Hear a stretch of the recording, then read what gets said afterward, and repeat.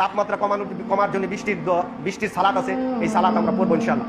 যারা সুদ খান তারা মাঠে আসবেন না, যারা সালাত পছন্দ করেন না তারাও মাঠে আসবেন না, যারা জুলম করেন মানুষের উপরে তারাও আসবেন না, এবং যারা মিথ্যা কথা বলে মিথ্যা সাক্ষী দেন তারাও মাঠে আসবেন না, কারণ এদের দোয়া আল্লাহ কবুল করবে না, এরা একেবারে প্রাথমিক পর্যায়ে জাহান্নামে চলে যাবে। এই সালাত পড়তে আসলে আপনারা সিরা ফারা জামা গায়ে দিয়ে আসবেন, সাধারণ জামা গায়ে দিয়ে আসবেন। যারা ফজর পড়েন না, জোহর পড়েন না, এই ধরনের লোক আসবেন না মসজিদে, মাঠে আসবেন না।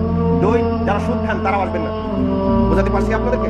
যারা সুদ খান তারা মাঠে আসবেন না, যারা সালাত পছন্দ করেন না তারাও মাঠে আসবেন না, যারা জুলম করেন মানুষের উপরে তারাও আসবেন না, এবং যারা মিথ্যা কথা বলে মিথ্যা সাক্ষী দেন তারাও মাঠে আসবেন না, কারণ এদের দোয়া আল্লাহ কবুল করবে না, এরা একেবারে প্রাথমিক পর্যায়ে জাহান্নামে চলে যাবে। আল্লাহ রাসূল সাল্লাল্লাহু আলাইহি সাল্লামের কাছে সাহাবায়ে কেরাম বলছে, আল্লাহ নবী, এত অবস্থা খারাপ যে গাছপালা মরে যাচ্ছে, পশু পাখি মরে যাচ্ছে, বৃষ্টি হচ্ছে না, আপনি দোয়া করেন। নবী সাল্লাল্লাহু আলাইহি সাল্লাম মিম্বারে তিনি জুমার দিনে দোয়া করলেন হাত তুলে, এবং এই অবস্থায় তার বুকের শুভ্রতা পর্যন্ত, বগলের শুভ্রতা পর্যন্ত দেখা গেছে। ইস্তেসকার সালাতের পরে খুতবার পরে হাত তুলে দোয়া করতে হয়, ওখানে বিধান আছে, হাত তুলে দোয়া করা যায় 17 জায়গায়। তার মধ্যে একটা হলো বৃষ্টির সালাত পড়লে বৃষ্টির সালাতের পরে খুতবার পরে 2 হাত তুলে দোয়া করা যায়, আর ওই সময় তাও হাত এভাবে নয়, এভাবে দোয়া করতে হয়। আর রাসূল সাল্লাল্লাহু আলাইহি ওয়াসাল্লাম মসজিদে মিম্বারে জুমার দিনে তিনি দোয়া করেছিলেন বৃষ্টির সালাতের জন্য, তিনি তখন হাত উঁচু করেছিলেন এভাবে। সাহাবীরা বলছেন যে আমরা তার বগলের শুভ্রতা পর্যন্ত দেখেছি।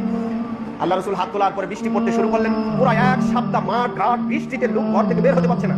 এসে বললেন, আল্লাহর নবী এমন দোয়া করলেন আর এমন বৃষ্টি শুরু হলো, আপনি দোয়া করেন যাতে আল্লাহ বৃষ্টি বন্ধ করে দেয়। রাসূল সাল্লাল্লাহু আলাইহি ওয়াসাল্লাম দোয়া করলেন, বৃষ্টি বন্ধ হয়ে গেল। সম্মানিত উপস্থিতি, আমরা পাপের কারণে যেন আমরা কি না হই, হালাক না হয়ে যাই। আল্লাহ তাবারক ওয়া তাআলা আমাদের পাপ থেকে মুক্ত করুন, আমিন। আকুলি হাযা আস্তাগফিরুল্লাহ লি ওয়া লাকুম ওয়া লিসাইরিল মুসলিমিন ফাস্তাগফিরুহু ইন্নাহু হুয়াল গফুরুর রহিম।